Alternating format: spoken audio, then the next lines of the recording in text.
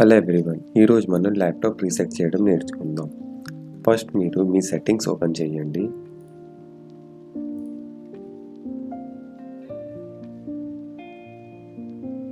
Then update and securities option మీద click చేయండి.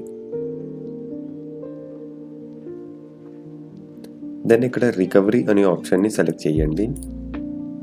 ఇక్కడ 2 ఆప్షన్స్ ఉంటాయి, reset this PC and advance reset this PC అని. రీసెట్ దిస్ పీసీ అంటే మీ పర్సనల్ ఫైల్స్ని రిమూవ్ చేయకుండా మీ ల్యాపీని ఒక కొత్త ల్యాపీ లాగా చేంజ్ చేస్తుంది. బట్ అడ్వాన్స్ రీసెట్ అంటే కంప్లీట్ ఫైల్స్ని రిమూవ్ చేసి మీ ల్యాపీని రీస్టార్ట్ చేస్తుంది. సో మీరు రీసెట్ దిస్ పీసీ అనే ఆప్షన్ని సెలెక్ట్ చేయండి. నెక్స్ట్ గెట్ స్టార్ట్ అనే ఆప్షన్ మీద సెలెక్ట్ చేయండి.